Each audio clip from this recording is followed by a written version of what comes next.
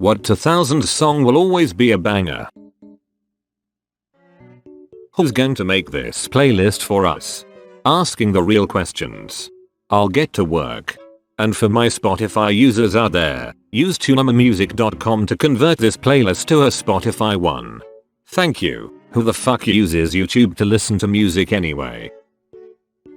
I'm at a DJ gig at a bar right now. This is very helpful. Well, I guess tonight, we're saving the DJ's life. Feel Good Incorporated. Cities breaking down on a camel's back. They just have to go cause they don't know whack. So while ya fill the streets IT's appealing to see, you won't get undercounted cause you're damned and free. You got a new horizon IT's ephemeral style. A melancholy town where we never smile. Hey ya. Miss Jackson 2. Bombs over Baghdad 2. Roses 2. I never see Bob being mentioned, which is a shame, because that track absolutely rips.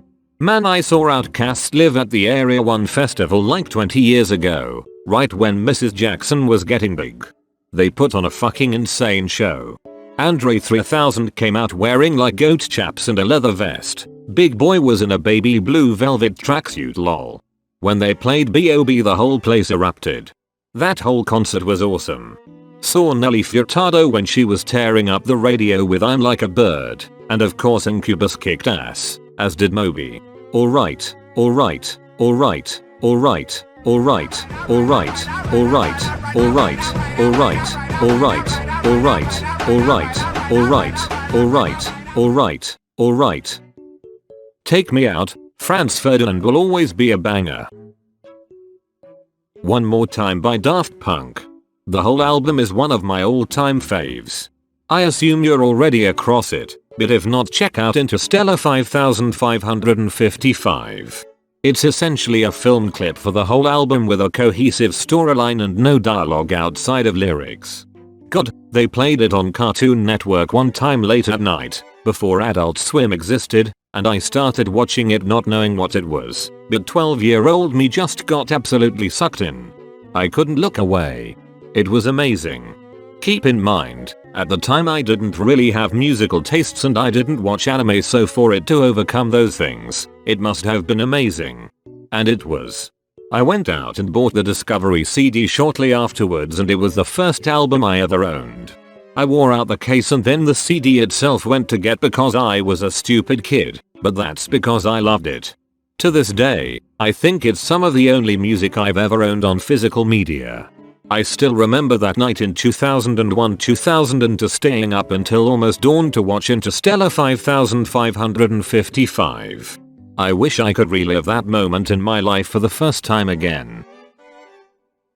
Seven Nation Army. And I'm bleeding, and I'm bleeding, and I'm bleeding right before the Lord. Fuck, that is such a good song. The man is a talented musician. Toxic, Britney Spears. It fucking slaps. Oh shit, yes. My ears will never not perk up when I hear that violin. Dun dun na na na na na na era. Clint Eastwood, Gorillaz. Honestly, I think most Gorillaz music is absolutely timeless. Every time we touch by Cascade, pretty sure this is the radio jam that got my friends and me into techno, then electro, then hardstyle, DnB, jump style, trap, etc. Every anime AMV ever. In the end, Linkin Park bring me to life, Evanescence. Mr. Brightside. Currently on its 213th week on the UK Top 100 chart. It's made an appearance every calendar year since it came out, except 2006 and 2011.